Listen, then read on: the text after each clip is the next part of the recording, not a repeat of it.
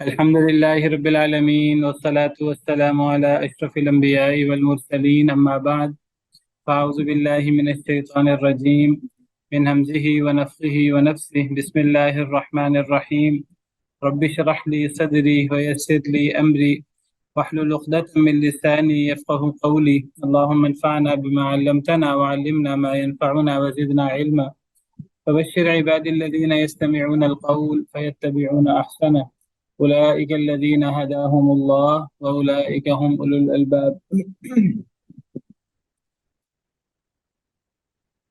ہاں جی، کل ہم نے پڑھا تھا آیت نمبر 86 میں وما كنت ترجو أن يلقى إليك الكتاب إلا رحمة من ربك فلا تكونن ظهيرا للكافرين، کہ آپ امید نہیں کرتے تھے کہ آپ پر کتاب القاء کی جائے گی مگر یہ سراسر اللہ کی رحمت ہے کہ اللہ نے آپ پر کتاب نازل فرمائی، اللہ نے آپ کو نبی بنایا ہے۔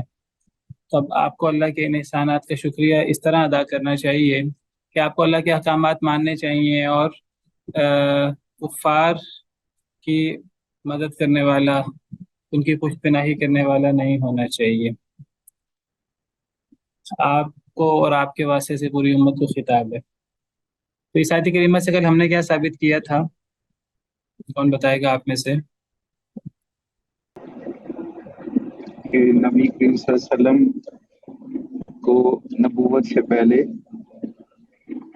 کسی اور سے نام لے کے پوچھ رہے ہیں آپ جی،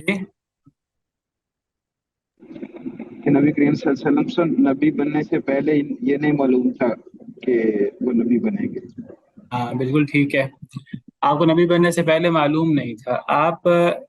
جب آپ پر قرآن نازل ہوا، غار حرا میں پہلی وہی سورہ الگ کی نازل ہوئی، اس سے پہلے آپ کو نہیں پتا تھا کہ آپ نبی بنیں گے۔ تو آپ بچپن سے نبی نہیں تھے، آپ 40 سال کی عمر میں تقریباً آپ نبی بنے ہیں۔ غار حرا میں آپ پر وحی نازل ہوئی ہے، جبریل امین علیہ السلام انسانی شکل میں آئے تھے اور انہوں نے آپ پر اللہ کے حکم سے وحی نازل کی، سورہ علق کی، جس کا صحیح بخاری وغیرہ کے احادیث مبارکہ میں موجود ہے۔ اور تب آپ کی عمر مبارک 40 سال تھی، یعنی تب یہ جو واقعہ ہے ابرہہ والا فیل، عام الفیل، اس کو 40 سال گزر چکے تھے، آپ اسی سال پیدا ہوئے تھے۔ آپ کی عمر مبارک 40 سال تھی، 40 سال اور کچھ، اور مہینہ رمضان کا تھا، اور دن کون سا تھا؟ سوموار کا تھا، رات تھی۔ اس سے پہلے آپ کو پتہ نہیں تھا کہ میں نبی بنوں گا۔ جی، تو بات یہ ہو رہی تھی کہ نبی کریم صلی اللہ علیہ وسلم عام الفیل کے 40 سال کے بعد آپ نبی بنے۔ سال 40واں تھا عام الفیل کو، مہینہ کون سا تھا؟ ربیع الاول، رمضان کا۔ رمضان کا لیلۃ القدر، جی لیلۃ القدر میں۔ جی آپ پہ قرآن نازل ہوا نا، قرآن نازل ہوا تو آپ نبی بنے نا، تو آپ پر قرآن رمضان میں نازل ہوا، شہر رمضان الذی انزل فیہ القرآن۔ اور وہ دن کون سا تھا؟ سوموار کا۔ سوموار کا، اور دن نہیں، رات تھی وہ، انا انزلناہ فی لیلۃ القدر۔ اور وہ ہفتے میں دن کون سا تھا ہفتے کا؟ سوموار۔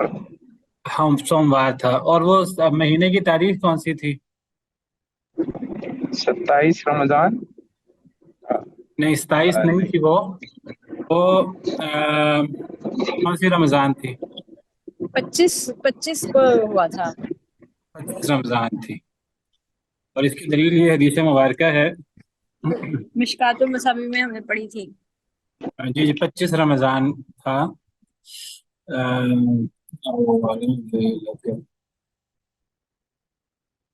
اصل میں جتنی بھی آسمانی کتابیں ہیں نا، یہ رمضان میں اتری ہیں۔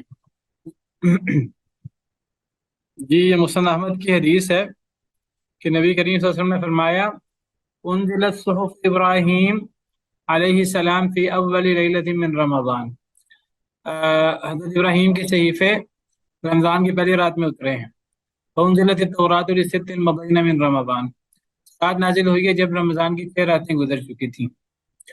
वल इंजील, और इंजील नाजिल हुई है लिसलासा अशरत खलत मिन रमज़ान, यानी रमज़ान की 14वीं रात, जब रमज़ान की 13 रातें गुजर चुकी थी। व उनज़िल कुरान लिअर्बइन व इशरीन खलत मिन रमज़ान, और कुरान नाजिल हुआ जब रमज़ान की 24 रातें गुजर चुकी थी। तो कौन सी रात थी? कौन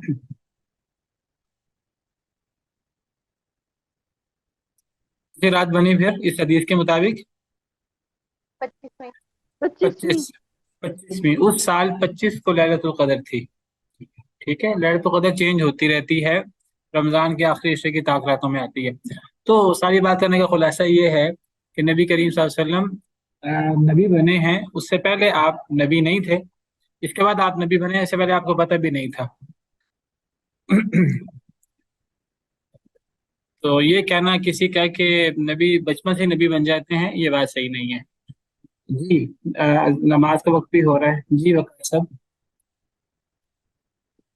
जी शेख, सवाल ये था कि ये बात तो मतलब अकीदे के बाब में भी पढ़ी है कि नबूवत जो है वो वहाबी शय है, कस्बी नहीं है। हम्म अ, लेकिन ज़हूर नबूवत या जब नबूवत के मनसब पे फाइज होते हैं तो अंबिया उससे पहले के दौर में वो किस मामले में होते हैं, यानी मासूम तो होते हैं, यानी हिफाजत में तो हैं, लेकिन उस वक्त उनका अमल का मामला क्या है? जैसे एक हदीस मिलती है ना कि अल्लाह के रसूल गारे हिरा में तफक्कुहु वल एतबार वाली हदीस जो है कि जी वहां जी पे जी वो सोच विचार करते थे। तो इस जी। बारे में मतलब ये बाकी अंबिया का मामला भी यही है या ये सिर्फ इनके साथ खास है, अल्लाह के रसूल के साथ? असल में इसमत तो नबूवत के बाद भी नहीं है, तो नबूवत से पहले इसमत वाली बात कैसे हो गई? इसमत से मुराद मैं वाज़े कर चुका हूँ कई मरतबा कि वो नबी मासूम होते हैं, नबी बनने के बाद वही के हवाले से मासूम होते हैं। तो अब नबूवत से पहले तो मासूम नहीं है। बाकी कोशिश नेकी की वो आप भी करते थे, बाकी भी करते होंगे जी। हमारा मौजूद चल रहा था, आप लोगों का कुछ सवाल था, तो बताइए, किसी का कोई सवाल है तो मैंने फिर आगे बढ़ते हैं। अस्सलाम वालेकुम। वालेकुम अस्सलाम रहमतुल्लाह जी। उस्ताद, सवाल तो नहीं था, लेकिन जैसे जिस जिस जगह हम रहते थे बचपन से, हमेशा जो भी वाज और दर्स होता था उसमें यही बताया जाता था कि सैयदना आदम को जब जन्नत से दुनिया में उतारा गया था तो उन्होंने तौबा करनी थी, तो उन्होंने अर्श की तरफ देखा और वहां मोहम्मद सल्लल्लाहु अलैहि वसल्लम का नाम नजर आया और उन्होंने वो नाम लेके अल्लाह ताला से जो है ना, तो इस तरह की चीजें इतनी ज्यादा, यानी हर हर जगह जिस नबी के साथ कोई मसला पेश आया हो या उसकी कौम के साथ, तो हर जगह यही बताया जाता था कि उन्होंने नबी सल्लल्लाहु अलैहि वसल्लम का जो है ना वो नाम देखा अर्श पे और फिर उसको जो है ना वो पुकारा। तो ये चीज तो इतनी ज्यादा यानी रासिक कर दी गई जहन में कि बहुत वक्त लगा इसको निकालने में, जबकि ये इतनी वाज़ेह चीज कुरान बता रहा है। लेकिन वही बात कि बहुत ज्यादा हमारे माशरे में ये चीज अंदर डाल दी गई है। असल में सूरत हाल ये है कि समझ लिया गया कि नबी का मकाम और फजीलत ये है कि ये साबित किया जाए कि नबी सल्लल्लाहु अलैहि वसल्लम सबसे पहले पैदा किए गए हैं। देखिए, कोई बंदा इससे तो इनकार नहीं कर सकता कि आप मखलूक हैं, आप हैं। तो लेकिन अब वो फिर ना अजीब व गरीब सी अकीदा पैदा कर दिया कि आपको सबसे पहले पैदा किया गया और फिर तमाम मखलूकात को आपसे पैदा किया गया। बस वो अजीब व गरीब सी आपकी कैफियत बन जाती है, ना आप पूरी तरह मखलूक रहते हैं, अल्लाह के आजिज बंदे। और इसके लिए अब जो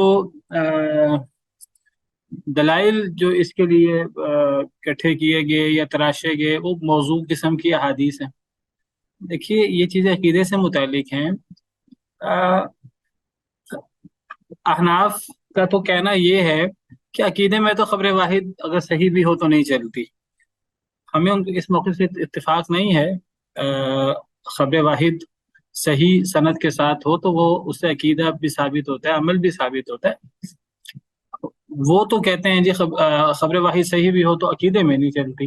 लेकिन इस किस्म के मसाइल में खबर वाहिद सही तो दरकिनार, ज़ईफ तो कुजा, मौजू और ऐसी रिवायात ले लेते हैं कि जिसकी कोई सनद ही नहीं होती।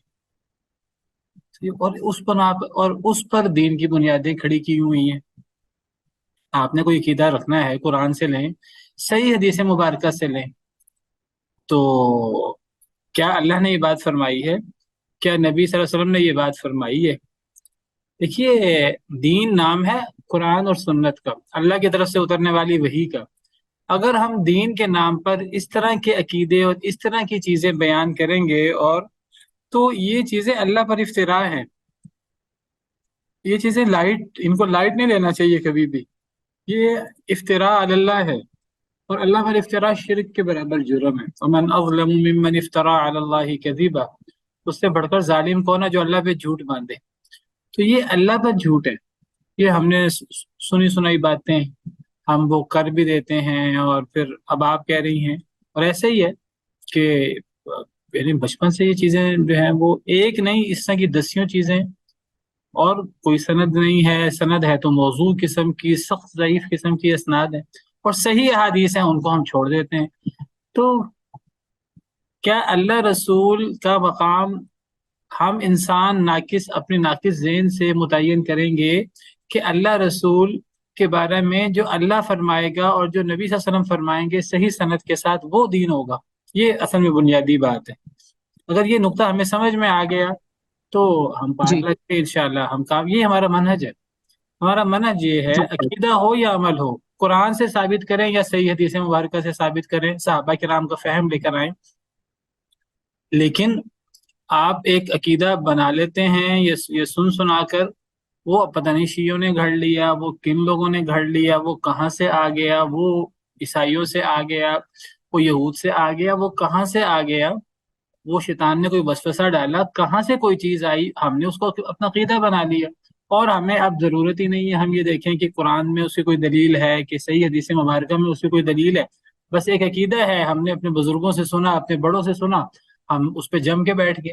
نہ ہمیں تحقیق کرنے کی ضرورت ہے. اگر ہم نے اس طرح الٹی سیدھی باتیں، عقائد کی باتیں ہوں، عبادات ہوں، معاملات ہوں، خوشی غمی کے، آپ دیکھیں ہمارے ہاں کتنی الٹی سیدھی رسمیں ہیں. ہمارے ہاں جو ہے وہ ماتم کی صورتیں ہیں، اور پھر ہمارے ہاں جو ہے وہ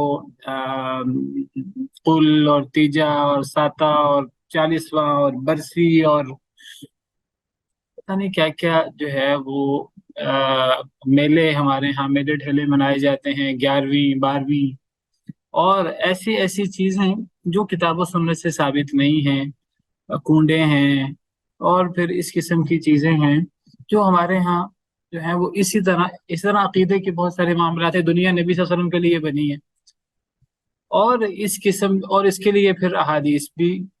اب وہ خود کہتے ہیں لولاک لما خلقت الافلاق. اب صاحب لولاک اور یہ اتنا ہمارے نعتوں میں اور ہمارے کلام میں استعمال ہوتا ہے جیسے کہ یہ ایک لکھی پڑی بات ہے کہ قرآن میں آ گیا، کوئی صحیح حدیث مبارکہ میں آ گیا. یہ ایک ایسی بات ہے جس کی سند ہی کوئی نہیں ہے. لولاک لما خلقت الافلاق، اے نبی اگر آپ نہ ہوتے تو میں افلاق کو پیدا ہی نہ کرتا. یہ کوئی حدیث نہیں ہے، لیکن آپ دیکھیے کہ لوگ بیان کرتے ہیں. اور تو ہمارا کام کیا ہے؟ ہمارا کام یہ ہے کہ دین کی بنیاد قرآن ہے، حدیث ہے. تو ہر چیز کی بنیاد قرآن حدیث ہے. اگر عبادت قرآن و حدیث سے لی جائے گی، معاملات قرآن و حدیث سے لیے جائیں گے، تو عقیدہ قرآن و حدیث سے کیوں نہیں لیا جائے گا؟ عقیدہ بھی قرآن و حدیث سے لیا جائے گا. عقیدہ عقیدت کی بنا پر، جذبات کی بنا پر نہیں لیا جائے گا، خود سے نہیں گھڑا جائے گا، وہ کتاب و سنت سے لیا جائے گا. تو اصل میں چونکہ یہ بات میں نے یہ بات کی کئی مرتبہ، مجھے حیرانگی ہوئی، مجھے نہیں اندازہ تھا. بعض لوگوں نے بڑی مخالفت کی کہ نبی تو بچپن سے نبی ہوتے ہیں. تو یہ قرآن کی واضح آیتیں ہیں. تو یہ بات سمجھ لیجئے، نبی کو نبی بننے سے پہلے پتہ نہیں ہوتا کہ میں نبی ہوں گا. اور اگر وہ نبی، اللہ اس کو نبی بنا بھی دیں، رسول بنا بھی دیں، اللہ جو وحی نازل کرتے ہیں اس وحی کے نازل ہونے سے پہلے نبی کو اس وحی کے بارے میں علم نہیں ہوتا، چاہے وہ نبی کیوں نہ ہو.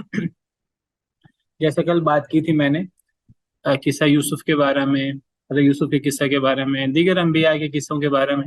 اللہ تعالیٰ جب وہ قصے بیان کرتے ہیں تو اکثر اللہ تعالیٰ ان قصوں کے بعد، ان قصوں سے پہلے اللہ فرماتے ہیں تلک من انباء الغیب نوحیہا الیک ما کنت تعلمھا انت ولا قومک من قبل ھذا. یہ غیب کی خبریں ہیں جو ہم آپ پر وحی کر رہے ہیں، اس سے پہلے آپ اور آپ کی قوم ان کو نہیں جانتی تھی. اور کل حضرت یوسف کے حوالے سے بھی وَإِن كُنتَ مِن قَبْلِهِ لَمِنَ الْغَافِلِينَ اور اس قسم کی باتیں.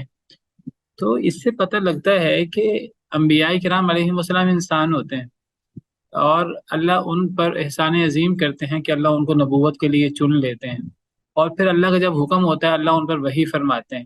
جتنا جتنا اللہ سکھاتے جاتے ہیں وہ سیکھتے جاتے ہیں. وہ عالم الغیب نہیں ہوتے، ان میں خدائی صفات نہیں ہوتی، وہ اللہ کی طرح حاضر ناظر نہیں ہوتے، وہ ہر ایک کی بات اپنی زندگی میں بھی نہیں سنتے تھے، اور ہر ایک کی حاجتیں اپنی زندگی میں بھی نہیں سنتے تھے اور پوری کر سکتے تھے، اور اللہ کے پاس جانے کے بعد بالولا نہیں کر سکتے. اور انہی چیزوں میں غلوب کے ساتھ پھر افراط و تفریط پیدا ہوتا ہے، اور پھر جو ہے وہ غلو اور شرک اور اس قسم کی چیزیں پیدا ہوتی ہیں جو یہود میں پیدا ہوئیں، جو عیسائیوں میں پیدا ہوئیں. اللہ قرآن کریم میں اللہ نے اس کی سختی سے تردید کی، یا اہل الکتاب لا تغلوا فی دینکم، اے اہل کتاب اپنے دین میں غلو نہ کرو، حضرت عیسیٰ کے بارے میں، حضرت عزیر کے بارے میں. اور نبی صلی اللہ علیہ وسلم نے فرمایا ہمیں بھی، لا تطرونی کما اطرت النصارى عیسیٰ ابن مریم، اے میری امت تم نے میرے بارے میں اس طرح مبالغہ نہیں کرنا جس طرح عیسائیوں نے عیسیٰ بن مریم کے بارے میں مبالغہ کیا تھا. فقولوا عبد اللہ ورسولہ، جب بھی میرا تذکرہ کرو تو یہ کہو کہ میں اللہ کا بندہ ہوں اور اللہ کا رسول ہوں، مجھ میں خدائی صفات پیدا نہ کر دینا.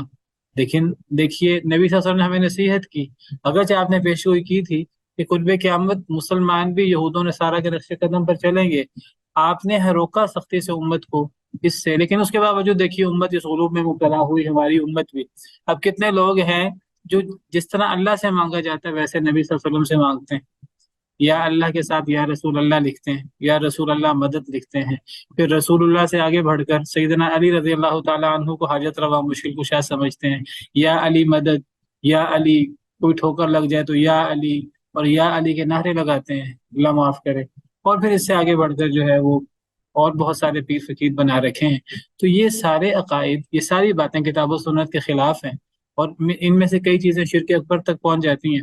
تو اگر ہم قرآن کریم پڑھیں، حدیث پڑھیں، تو ہمیں اپنے آپ کو ان چیزوں سے خود بھی بچانا ہے، اور ہمیں دوسروں کو بھی سب سے پہلے اپنے بچوں کو، اپنے گھر والوں کو، اپنے متعلقین کو یہ چیزیں بتانی ہے. یہ ہماری ذمہ داری ہے. اس لیے یہ چیزیں تھوڑا سا میں ڈیٹیل میں آپ کو بتا دیتا ہوں. جزاک اللہ خیر استاد. بہت ساری چیزیں الحمدللہ کلاس جوائن کرنے کے بعد کلیئر ہوئی ہیں، خاص طور پہ عقائد کے حوالے سے. اور پھر مجھے یہ احساس ہوا کہ اگر ہم نے جو دروازہ نبی صلی اللہ علیہ وسلم کے لیے کھولا ہے تو پھر وہ ہر انسان کے لیے کھولنا پڑے گا. یہ پیری مریدی کا چکر، یہ اولیاء کا چکر اس کے بعد پھر شروع ہوا ہے. اگر وہ شروع سے وہ دروازہ بند رکھتے تو پھر یہ مزید آگے نہ جاتا. بالکل آپ صحیح کہہ رہی ہیں. میں آپ سے عرض کروں کہ دیکھیے دین اسلام میں اور باقی ادیان میں کیا فرق ہے. یہی فرق ہے، باقی ادیان بھی اصل میں ان کی بنیاد اسلام تھا، لیکن انہوں نے اس میں تحریفات کر لی. ٹھیک ہے، یہودیت یعنی حضرت عیسیٰ کی طرف وہ اپنی نسبت کرتے ہیں یہود، عیسائیت، عیسائی، نصرانی، مسیحی حضرت عیسیٰ کی طرف اپنی نسبت کرتے ہیں. حضرت موسیٰ بھی مسلمان تھے، حضرت عیسیٰ بھی مسلمان تھے، ہم تفصیل سے یہ چیزیں پڑھ چکے ہیں. لیکن آپ دیکھیے کس طرح انہوں نے اپنے دین کا نام ہی چینج کر لیا. انہوں نے خود اپنے اس دین کا نام چینج کیا، یہودیت یا مسیحیت یا جو بھی انہوں نے نام رکھا. یاد رکھیے جو حیثیت ادیان میں، میری بات یاد رکھیے گا، یہ بات میری نہیں ہے، یہ بات امام احمد بن حنبل اور بڑے بڑے ائمہ نے یہ بات فرمائی ہوئی ہے. جو حیثیت باطل ادیان میں اسلام کی ہے، وہی حیثیت پھر اسلام کے اندر آ کے پھر مسلمانوں میں گروہ بن جاتے ہیں.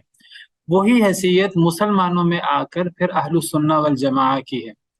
یعنی باطل ادیان میں جس طرح مسلمان حق دین حقہ پر ہیں، اللہ رسول کے بتائے ہوئے طریقے پر ہیں، دین اسلام کو قبول کرتے ہیں اور کہتے ہیں دعوے سے فخر سے کہ ہم مسلمان ہیں، اللہ تعالیٰ ہمیں اسلام پر زندہ رکھے اور ایمان پر ہمیں موت دے. اسی طرح دین اسلام میں پھر لوگ گروہوں میں بٹ گئے، اور گروہوں میں وہ بڑھتا ہے جو کتاب و سنت کو چھوڑتا ہے. جو کتاب و سنت کو تھامے ہوئے ہے وہ گروہ میں نہیں بڑھتا، اجتہادی اختلاف ہو جاتے ہیں.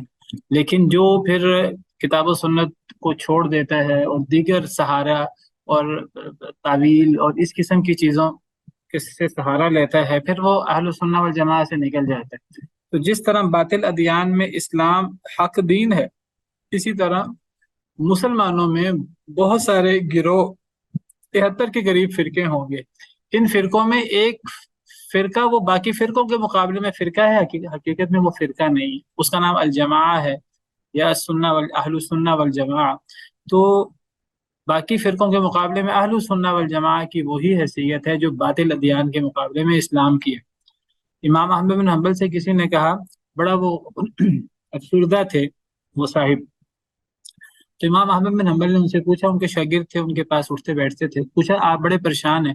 تو وہ عرض کرنے لگے کہ امام صاحب میرے عزیز فوت ہو گئے، میرے دوست فوت ہو گئے۔ تو امام صاحب نے پوچھا کہ مسلمان تھے، ظاہری بات ہے، کیا سنت پہ فوت ہوئے ہیں؟ کیا ان کا عقیدہ، ان کا منہج صحیح تھا، اہل سنہ والجماعہ میں سے تھے؟ تو وہ عرض کرنے لگے جی ہاں، وہ اہل سنت میں سے تھے، سنت پر وہ فوت ہوئے ہیں۔ تو امام صاحب فرمانے لگے پھر فکر کرنے کی کیا ضرورت ہے، اللہ تعالیٰ انشاءاللہ خیر کریں گے، اللہ تعالیٰ معاف کریں گے۔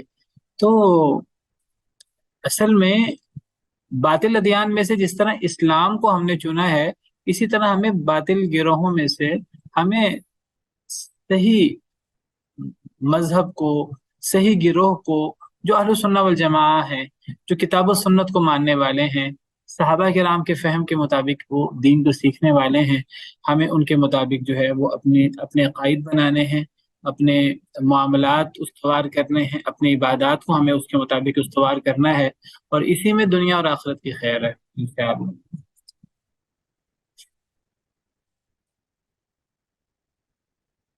چلیں آگے چلیں پھر۔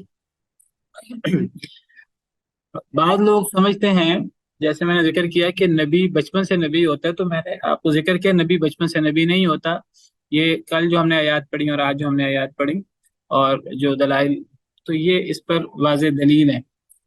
بعض لوگ سمجھتے ہیں کہ سیدنا عیسیٰ علیہ السلام، سیدنا یحییٰ علیہ السلام بچپن سے نبی تھے، وہ اس کے لیے قرآن کی آیت پیش کرتے ہیں، یا یحییٰ خذ الکتاب بقوہ وآتیناہ الحکم صبیہ، کہ اے یحییٰ کتاب کو قوت کے ساتھ پکڑیں، اور پھر وآتیناہ الحکم صبیہ، اور ہم نے ان کو حکم عطا کیا تھا بچپن میں۔ کس کی بات ہو رہی ہے؟ یحییٰ علیہ السلام۔ حضرت یحییٰ علیہ السلام کے بارے میں۔ تو جب یہ نبی اگر بچپن میں نبی ہو سکتے ہیں، تو پھر نبی صلی اللہ علیہ وسلم بچپن میں نبی کیوں نہیں ہو سکتے؟ قرآن کے دلائل تو بڑے واضح ہیں، آپ کو اس سے پہلے پتہ ہی نہیں تھا۔ آپ کو پتہ ہی نہ ہو کہ میں نبی ہوں تو آپ نبی کیسے ہوں گے؟ تو کیا مطلب ہوگا اس آیت کا؟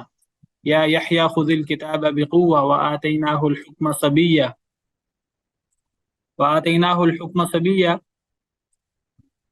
تو یہاں الحکم ہے، حکم سے مراد حکمت اور دانائی، یعنی ہم نے ان کو بچپن سے ہی دانائی عطا کر رکھی تھی۔ اس سے نبوت مراد لینا صحیح نہیں ہے، علماء نے یہاں دانائی مراد لی ہے، وہ بچپن سے بڑے ہی دانا، بڑے ہی عقل مند تھے۔ امام ابن کثیر وغیرہ نے لکھا ہے کہ ان کو بچپن میں کسی نے کہا کہ آؤ کھیلیں، تو بچپن میں تھے وہ، تو انہوں نے کہا کیا ہم دنیا میں کھیلنے کے لیے پیدا ہوئے ہیں؟ امام ابن کثیر جو ہیں وہ بعض تابعین سے، سلف صالحین سے یہ بات مروی ہے کہ وہ فرماتے ہیں کہ حضرت یحییٰ علیہ السلام سے کہا گیا کہ چلو کھیلیں، انہوں نے کہا ہم کھیلنے کے لیے پیدا نہیں ہوئے، اور بچے تھے، تو یہ مراد ہے وآتیناہ الحکم صبیہ، اس سے نبوت مراد لینا واللہ عالم۔ اسی طرح سیدنا عیسیٰ علیہ السلام کے بارے میں یہ سمجھنا کہ وہ بچپن میں اللہ نے گود میں نبی بنا دیا تھا، قال انی عبد اللہ آتانی الکتاب وجعلنی نبیا وجعلنی مبارکا اینما کنت واوصانی بالصلاۃ والزکاۃ ما دمت حیا۔ جب حضرت مریم پر الزام لگا تو اللہ نے فرمایا تھا کہ جب کوئی تم سے پوچھے تو تم نے حضرت عیسیٰ کی طرف اشارہ کر دینا۔ حضرت مریم نے اشارہ کیا حضرت عیسیٰ کی طرف، تو حضرت عیسیٰ بول پڑے گود میں کہ میں اللہ کا بندہ ہوں، آتانی الکتاب وجعلنی نبیا۔ کیا مطلب ہے آتانی الکتاب وجعلنی نبیا؟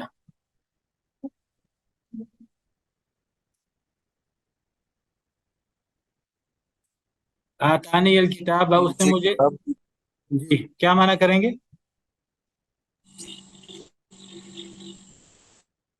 مجھے کتاب دی گئی ہے اور مجھے نبی بنایا گیا۔ حضرت عیسیٰ نے یہ بات کب کہی تھی؟ جب بچپن میں، تو بچپن میں گویا کہ ان کو جب کتاب مل گئی وہی تھی، جب آپ ابھی فرما رہے ان کو انجیل بچپن میں مل گئی تھی اور بچپن میں ان کو نبی بنا دیا گیا تھا. آگے پورا ہے وجعلنی مبارک اینما کنت، اور بنایا مجھے بابرکت جہاں بھی میں ہوں، اور وصیت کی مجھے نماز کی اور زکوٰۃ کی جب تک میں زندہ رہوں. تو یہ ساری باتیں بچپن کی ہیں یا یہ مستقبل کے بارے میں باتیں ہیں؟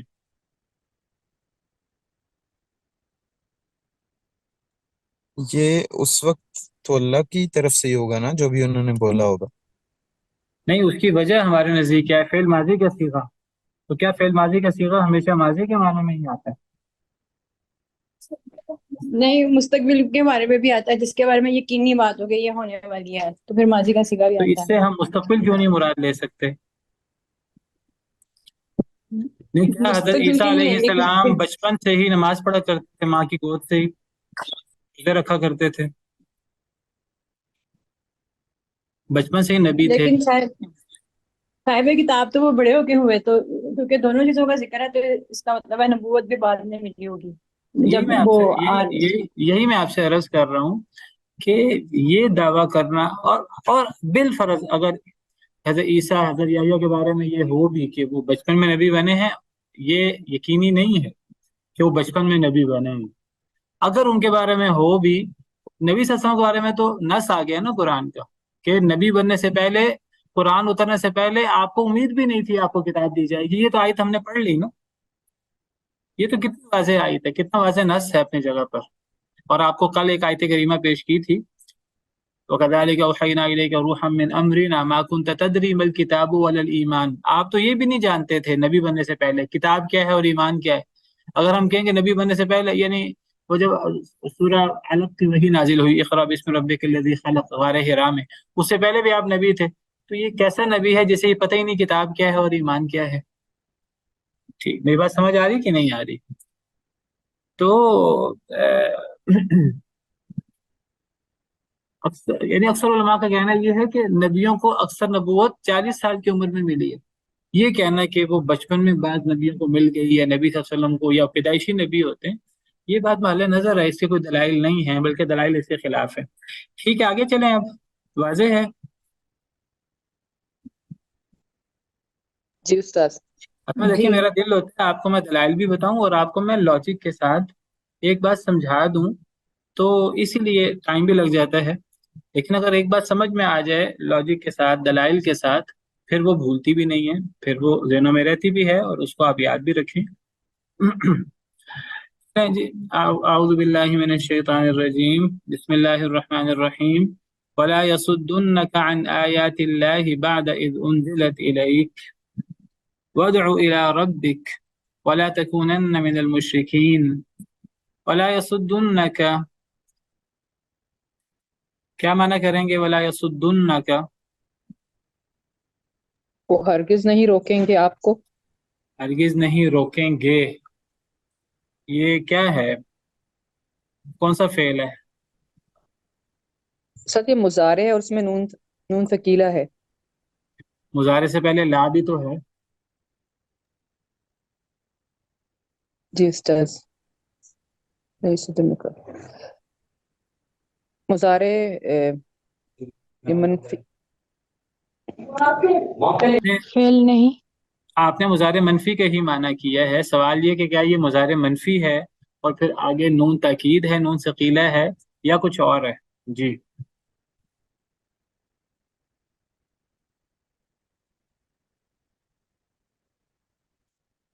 تو یہ کیا ہے؟ یہ مضارع منفی نہیں ہے. یہ کیا ہے؟ یہ فعل نہیں ہے. فعل نہیں ہے. جس طرح فعل مضارع پر نون تاکید، نون ثقیلہ داخل ہوتا ہے، فعل مضارع مثبت ہو یا منفی، اسی طرح فعل امر پر اور فعل نہیں پر بھی نون ثقیلہ، نون خفیفہ داخل ہو جاتے ہیں. تو یہ ولا یصدنک، جس طرح کل ہم نے پڑھا تھا فلا تکونن ظہیرا للکافرین، بس ہرگز نہ آپ ہو جائیں کافروں کی مدد کرنے والے، کافروں کی پشت پناہی کرنے والے. تو یہ بھی تو فلا تکونن فعل نہیں ہے نا. اور پھر نون ثقیلہ آ کر اس میں زور پیدا کر دیا ہے، تو یہ فعل نہیں بانون ثقیلہ ہے۔ فلا تکونن بھی اور ولا یصدن بھی، تو کیا مطلب ہوگا ولا یصدن کا؟ یہ کون سا صیغہ ہے؟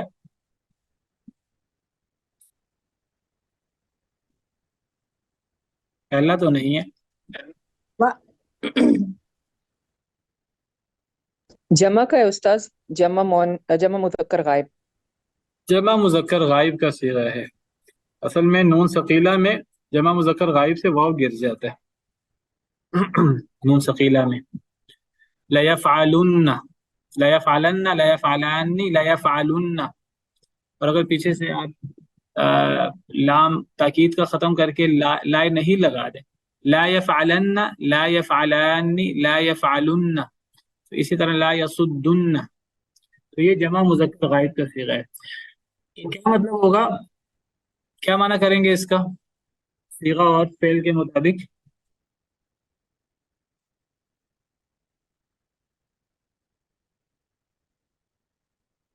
جی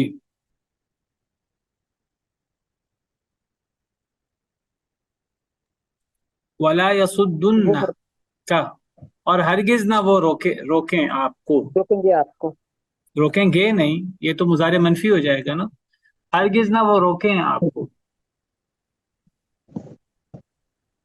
عن آیات اللہ، اللہ کی آیتوں سے، بعد اذ انزلت الیک، اس کے بعد کہ وہ آپ پر نازل کی گئیں، یعنی ہرگز نہ کافر، یہود و نصارہ، مشرکین کے بارے میں بات ہو رہی ہے مکی صورت ہے، ہرگز نہ وہ روکیں آپ کو اللہ کی آیتوں سے، بعد اذ انزلت الیک، اس کے بعد کہ وہ آپ پر نازل کی گئیں۔ کون نہ روکیں؟ کن کی بات ہو رہی ہے؟ میں نے ابھی ذکر کیا کفار جو ہے نا، نبی کفار کی، تو اللہ تعالیٰ کفار کو روک رہے ہیں، کفار کیا بات مانیں گے؟ ہرگز نہ وہ روکیں آپ کو۔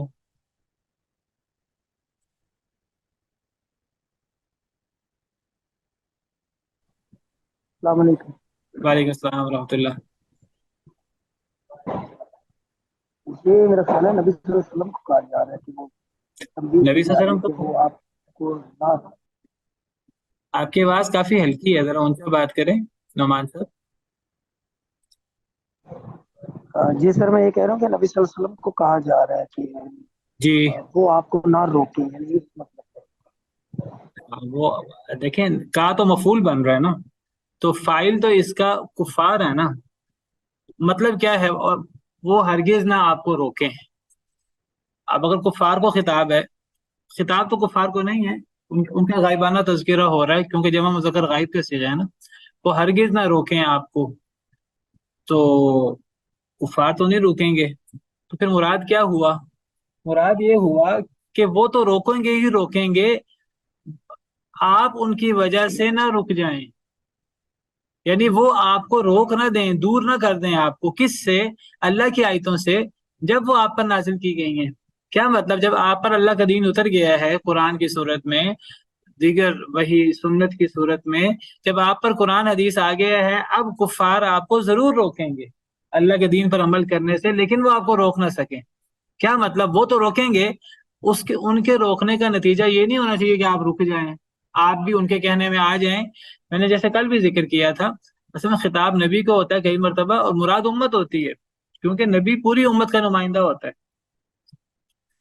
تو نبی صلی اللہ علیہ وسلم کو خطاب ہے اور پوری امت کو سنایا جا رہا ہے کہ اے مسلمانوں، کفار تمہیں، یہود و نصارہ تمہیں، وہ آیتیں جو تم پر، تمہارے نبی پر نازل ہوئی ہیں، وہ وہی جو تمہارے نبی پر نازل ہوئی ہے، اس قرآن و سنت سے کو چھوڑ کر وہ تمہیں قرآن و سنت پر عمل کرنے سے روکیں نا، روک کر کیا کریں گے؟ وہ تو کہیں گے ہمارے پیچھے لگو، ہمارے طور اتوار مناؤ، ہماری عادات اپناؤ، ہمارے رسوم و رواج اپناؤ، ہمارے عقائد اپناؤ، ہمارا طرز عمل اپناؤ۔ یہ تو ہمیشہ کفار کہتے ہیں، ہمیشہ یہود و نصارہ کا تقاضا ہوتا ہے، اپنی باتیں چھوڑو، اپنا دین چھوڑو، اپنے عقائد چھوڑو، اور ہمارا منہج، ہمارا نظام، ہمارا تعلیمی سسٹم، ہمارا سیاسی نظام، ہر چیز ہمارا عدالتی نظام قبول کرو۔ اللہ کیا کہتے ہیں؟ اللہ کہتے ہیں جب آپ پر اللہ کی طرف سے آیتیں نازل ہو گئیں، جب دین اتر گیا، جو سچا سچا دین ہے، اس سچے سچے دین کو چھوڑ کر ہم نے ضرور کفار کی غلط سلط باتوں کے پیچھے لگنا ہے، تو کفار آپ کو روک نہ دیں، وہ تو روکیں گے، وہ تو قرآن کی اس آیت کی وجہ سے پیچھے نہیں ہٹ جائیں گے۔ یہ آیتیں ہمارے لیے ہیں، یعنی وہ ہمارے اللہ کی آیتوں سے دور ہونے کے باعث نہ بنے کفار، وہ تو روکیں گے، ہم نہ روکیں۔ سنانا ہمیں مقصود ہے۔ کلیئر ہو گیا؟ واضح ہو گیا؟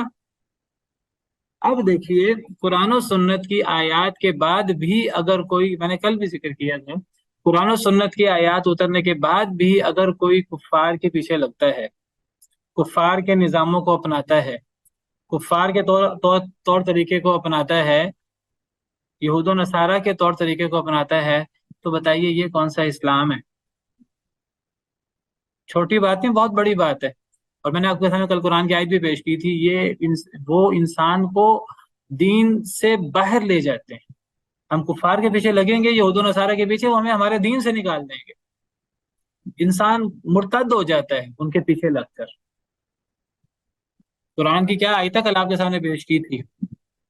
اگر آپ میں سے کسی کو یاد ہو تو ایسی آیتیں خاص یاد رکھیں۔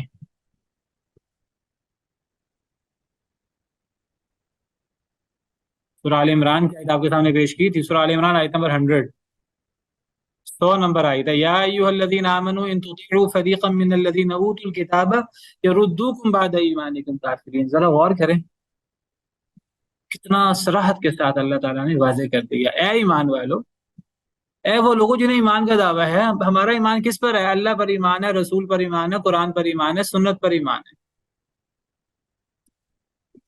یہ ایمان کا دعویٰ کرنے والے لوگ، ان تطیعوا فریقا من الذین اوتوا الکتاب، اگر تم اہل کتاب کے گروہ کی پیروی کر لو گے، یردوکم، وہ پھیر دیں گے تمہیں، بعد ایمانکم، تمہارے ایمان کے بعد، کافرین، کفر کی حالت میں۔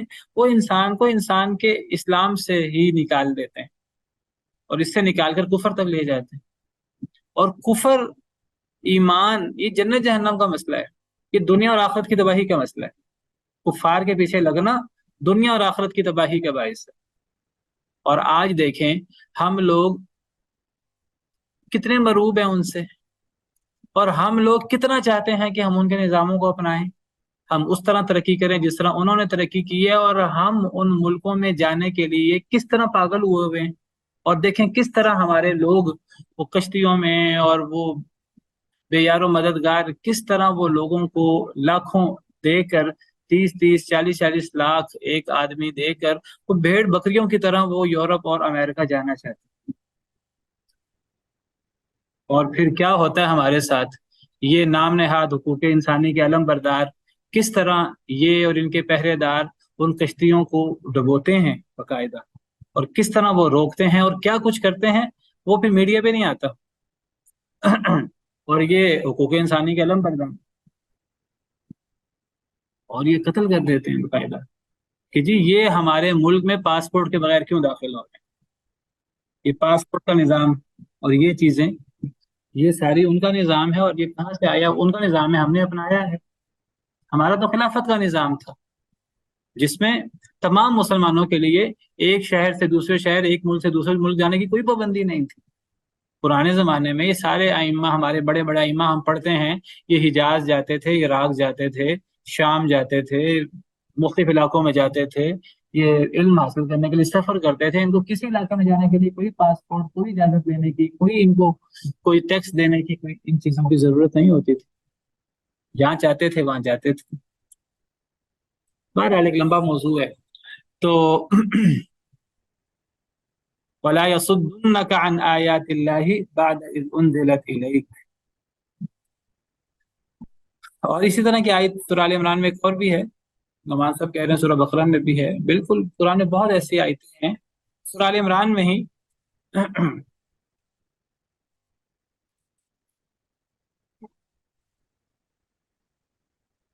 یہ دوسری آیت بھی سورہ آل عمران کی ہی ہے، سورہ آل عمران آیت نمبر 149، یا ایھا الذین آمنوا ان تطیعوا الذین کفروا، اے ایمان والو اگر تم کافروں کی پیروی کرو گے، یردوکم علی اعقابکم، وہ تمہیں تمہاری ایڑیوں پر پلٹا دیں گے، ایڑیوں پر پلٹا دیں گے، یعنی کفر سے، اسلام سے کفر کی طرف تمہیں لے آئیں گے۔ فتنقلبوا خاسرین، تم نقصان اٹھانے والے بن جاؤ گے، دنیا اور آخرت کی تباہی تمہارے مقدر ہوگی۔ اور اللہ माफ करे बनी हुई है और हम समझने को तैयार नहीं है, हम रुजू करने को तैयार नहीं। वला यस, तो खिताब नबी सल्लल्लाहु अलैहि वसल्लम को है, मुराद तो हम है, उम्मत है नबी सल्लल्लाहु अलैहि वसल्लम की।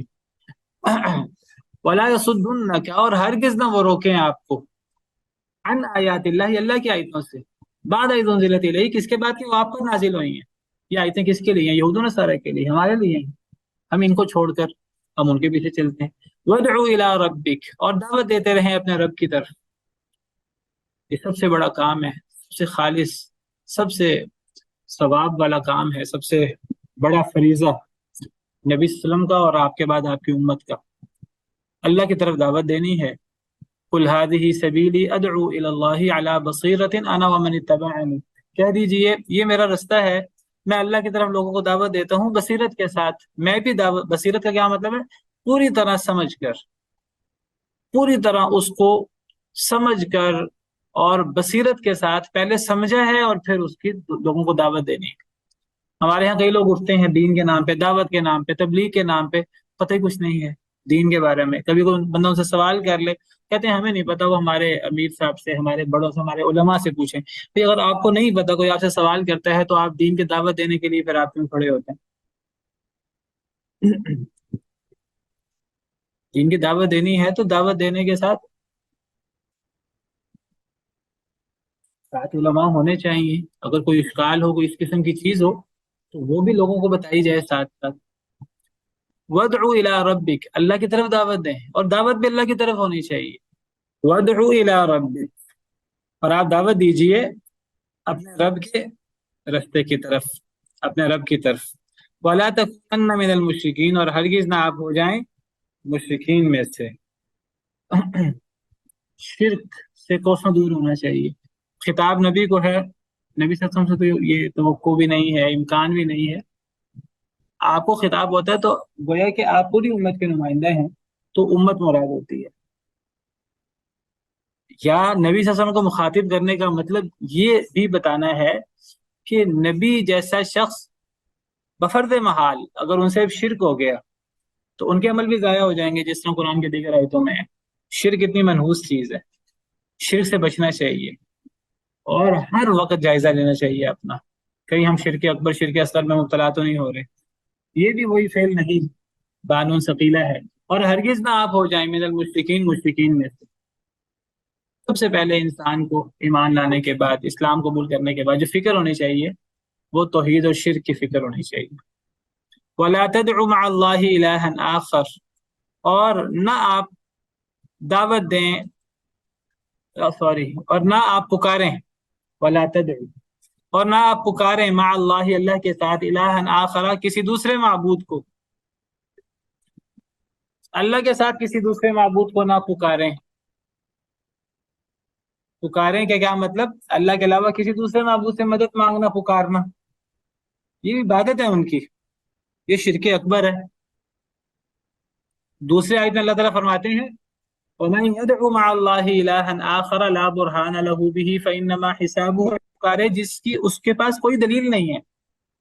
शिरक की कोई दलील नहीं होती, ढकोसले, जन्नो तखमीन, शुबुहात, कोई दलील नहीं होती। अपने तरफ से वो दलाइल पेश कर रहे होते हैं बड़े मजबूत। वो मकड़ी का घर है, व इन्ना अवहनल बुयूत लबैतुल अनकबूत, सबसे कमजोर घर मकड़ी का घर होता है। लौ कानू यालमून, काश के लोग इस बात को जान लें। और ये सबसे कमजोर घर जो मकड़ी का घर होता है, ये किसके दलाइल और किसका ये सहारा है? मकड़ी का घर मुश्रिकीन का। मुश्रिकीन के सारे सहारे वो जो उन्होंने बातिल माबूदों पर जो उन्होंने सहारे रखे हुए हैं और जो वो उसके दलाइल देते हैं, तो ये दलाइल और ये सहारे ये मकड़ी के घर की तरह है। मकड़ी का घर कितना मजबूत होता है आपको पता है, तो ये इतने कमजोर सहारे हैं।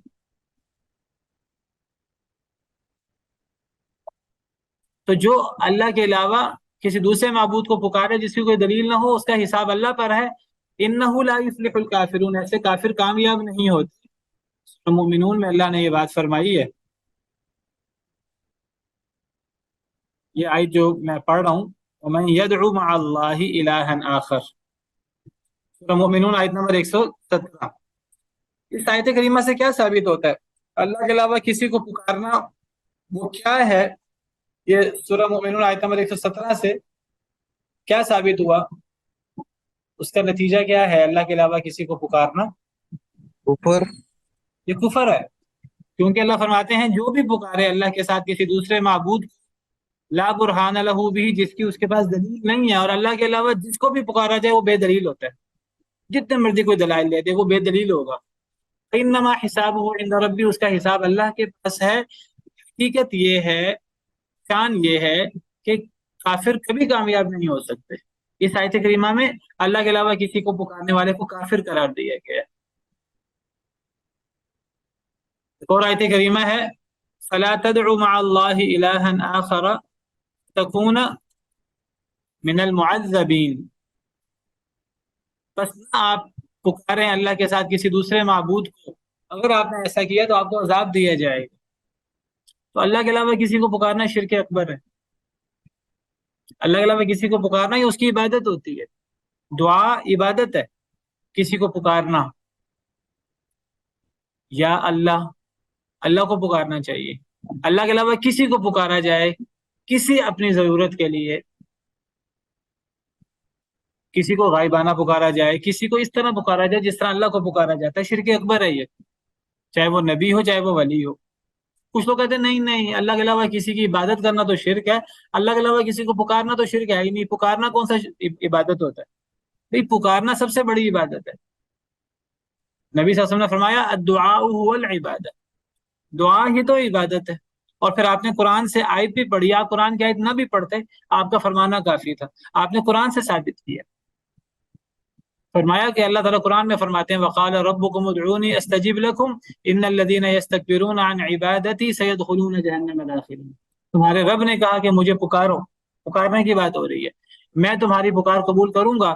شروع میں اللہ نے پکارنے کی بات کی کہ اللہ کو پکارا جائے، اور آیت کے اگلے حصے میں کیا فرمایا؟ ان الذین یستکبرون عن عبادتی، جو لوگ میری عبادت سے تکبر کرتے ہیں۔ یہاں عبادت سے کیا مراد ہے؟ پکارنا، تو پکارنے کو عبادت قرار دیا۔ یہ نبی صلی اللہ علیہ وسلم نے قرآن کی اس آیت سے استدلال کیا، اور آپ قرآن کی آیت نہ پیش کرتے آپ کا فرمانا ہی حجت تھا۔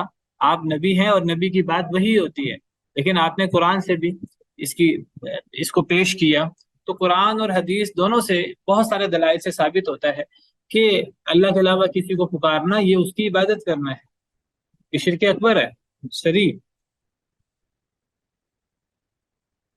یہاں فرمایا ولا تدعوا مع اللہ الہا آخر، اب اللہ کے علاوہ کسی کو پکارا جائے، یا اللہ یا رسول اللہ کہا جائے، یا اللہ یا محمد کہا جائے، اگر اس لیے یا محمد کہا جا رہا ہے کہ ان سے مدد مانگنی، یا رسول اللہ، یا علی، یا عبد القادر شیئا للہ، اور پکارتے ہیں لوگ، مسلمان کہلانے والے پکارتے ہیں اور صریح پکارتے ہیں اللہ معاف کرے، اور ان سے اس طرح مانگتے ہیں جس طرح اللہ سے مانگا جائے، اور یہ شرک اکبر ہے۔ کئی لوگ تو کہتے ہیں کہ جی نبی صلی اللہ علیہ وسلم سے دعائیں مانگتے ہیں کہ ہمیں بلا لیں مکے مدینے، کہ نبی نے بلانا ہے کہ اللہ نے بلانا ہے؟ نبی تو اللہ کے پاس جا چکے۔ اللہ کے علاوہ کسی کو پکارنا شرک اکبر ہے۔ وَلَا تَدْعُوا مَعَ اللَّهِ إِلَٰهًا آخَرَ، اور نہ آپ پکاریں اللہ کے ساتھ کسی دوسرے معبود کو۔ لا الہ الا ہو، کوئی معبود برحق نہیں مگر وہی اللہ، اللہ ہی معبود برحق۔ کل شیء ہالک الا وجہ، ہر شے ہلاک ہونے والی ہے سوائے اس کے چہرے کے۔ اللہ رب العالمین کے علاوہ ہر شے ہلاک ہو جائے گی۔ یہاں الا وجہ اللہ مراد ہے، اللہ کی ذات مراد ہے، اللہ کا چہرہ، اللہ کی ذات مراد ہے۔ مراد آپ یہاں اللہ کا چہرہ لے لیں، اللہ کی ذات مراد لے لیں، لیکن یہاں سے اللہ کے لیے چہرے کا اس بات ثابت ہوتا ہے جیسے اللہ کی شان کو لائق ہے، اللہ کا چہرہ ہے جیسے اللہ کی شان کو لائق ہے۔ اور قرآن کریم کی بہت ساری آیات سے ثابت ہے بشمول اس آیت کریمہ کے۔ آپ یہاں کہہ دیں کہ اس یہاں چہرے سے مراد ذات ہے، اللہ کے علاوہ ہر شے ہلاک ہونے والی، جس طرح قرآن کی دوسری آیتوں میں آتا ہے کل من علیہا فان ویبقى وجہ ربک ذو الجلال والاکرام، ہر چیز جو اس میں ہے، اس کائنات میں یا اس زمین میں ختم ہونے والی ہے، فانی ہونے والی ہے، اور اللہ کا چہرہ باقی رہ جائے گا، ذو الجلال والاکرام، جو جلال والا اور اکرام والا ہے۔ اللہ رب العالمین کے علاوہ ہر شے کو فنا ہے۔ اس آیت کریمہ سے بھی اللہ کا مبارک چہرہ ثابت ہوتا ہے، جیسے اللہ کی شان کو لائق ہے، الا ابتغاء وجہ ربہ الاعلی، اور فإنما تولوا فثم وجہ اللہ، بہت ساری آیات ہیں۔ تو یہ اللہ تعالیٰ کی صفات ہیں جیسے اللہ کی شان کو لائق۔ اللہ تعالیٰ کے لیے چہرے کا اس بات بھی قرآن سے ثابت ہوتا ہے، نصوص سے ثابت ہوتا ہے، آنکھوں کا اس بات بھی ثابت ہوتا ہے، کانوں کا اس بات بھی ثابت ہوتا ہے، قرآن و سنت سے اس بات ہوتا ہے، مبارک ہاتھوں کا اس بات بھی ہوتا ہے۔ لیکن ان میں سے کسی صفت کو بھی کسی مخلوق کے ساتھ کمپیئر نہیں کیا جا سکتا۔ اللہ کی تمام صفات جو ذاتی صفات ہیں اللہ کی، وہ جیسے اللہ کی شان کو لائق ہے، مخلوق کے مشابہ نہیں ہے۔ اور کوئی ایک صفت ثابت کر کے ہم اس کے ساتھ اس کے لوازمات، اس کے متعلقات ثابت کرنا شروع کر دیں، نہیں جی اگر چہرہ مانیں گے تو جسم لازم آئے گا، ہاتھ مانیں گے تو جسم لازم آئے گا، فلاں چیز مانیں گے تو یہ لازم آئے گا، کیوں لازم آئے گا؟ یہ تو انسانوں کے لیے، مخلوق کے لیے ہوتا ہے، اللہ کو مخلوق پر قیاس نہیں کر سکتے۔ ہر شے ہلاک ہونے والی ہے سوائے اس کی ذات کے، سوائے اس کے چہرے کے۔ لہو الحکم، اسی کے لیے حکم ہے، حکم دینا اللہ کا اختیار ہے۔ لہو پہلے آیا، اصل عبارت ہے الحکم لہو، لہو پہلے آ گیا تو حسر پیدا ہو گیا معنی میں، صرف اللہ کے لیے حکم دینے کا اختیار ہے، کیونکہ جو پیدا کرتا ہے حکم دینے کا اختیار اسی کو ہوتا ہے۔ حکم کس چیز کا حکم؟ تمام احکامات، چاہے وہ تکوینی ہوں چاہے وہ تشریعی ہوں۔ تکوینی احکام کیا ہوتے ہیں؟ کسی کے زندہ موت کا فیصلہ، کسی کی بیماری صحت کا فیصلہ، تقدیر کے فیصلے، وہ بھی۔ اور تشریعی حکم، یہ جو اللہ نے ہمیں شریعت بھیجی ہے، ہمارے لیے اوامر و نواہی رکھے ہیں، کیا چیز عقیدہ ہے، کیا چیز عبادت ہے، معاملات کیسے کرنے ہیں، کیا کرنا ہے کیا نہیں کرنا، یہ ساری چیزیں، یہ حکم دینے کا اختیار اللہ وحدہ لا شریک ہوا، کسی انسان کے پاس اختیار نہیں کسی کو پابند کرے۔ شارع صرف اللہ ہوتے ہیں، نبی اللہ کی طرف سے، کیونکہ نبی اپنی طرف سے بات نہیں کر سکتے تو نبی کی غیر مشروط اطاعت ہوتی ہے، تو نبی اللہ کے نمائندہ کی حیثیت سے وہ شارع ہوتے ہیں، وہ امت کو شریعت کے بارے میں بتاتے ہیں، عقائد کے بارے میں، معاملات کے بارے میں، عبادات کے بارے میں۔ اس لیے اللہ اور اللہ کے رسول کی اطاعت غیر مشروط ہوتی ہے۔ باقی مخلوق کی اطاعت بھی ہے، امیر کی، علماء کی، بڑوں کی، ماں باپ کی، لیکن وہ مشروط ہے اللہ کی اطاعت کے ساتھ۔ لا طاعت لمخلوق فی معصیۃ الخالق، لہ الحکم، اسی کے لیے حکم دینا ہے۔ اور قرآن کریم میں اور بھی کئی مقامات پر ہے، ان الحکم الا للہ، نہیں ہے حکم مگر اللہ کے لیے، فالحکم للہ العلی الکبیر، الا لہ الخلق والامر، خبردار اللہ نے پیدا کیا ہے تو اسی کے لیے امر ہے۔ جو پیدا کرتا ہے حکم دینے کا اختیار اس کے پاس ہوتا ہے، اس کو پتہ ہے، جانتا ہی وہ ہے، باقی تو جانتے ہی نہیں۔ ہم تو اپنے بارے میں پوری طرح جانتے ہی نہیں، ہم اپنے بارے میں زندگی گزارنے کا طریقہ کار کیسے طے کریں گے؟ ہم تو خود ناقص ہیں، تو اللہ طے کرے ہمارے بارے میں، ہمارے تکوینی امور، ہمارے شرعی امور اللہ کے حکم کے مطابق سارے ہوں گے۔ وَإِلَيْهِ تُرْجَعُونَ، اور اسی کی طرف تمہیں لوٹ کر جانا ہے، ہم نے مر جانا ہے اور مر کر اللہ کے حضور پیش ہونا ہے، جو ہمارا اصل زندگی ہے، اور اس کی ہمیں دنیا کے اندر تیاری کرنی ہے۔ سبحان ربک رب العزت عما یصفون وسلام علی المرسلین والحمد للہ رب العالمین۔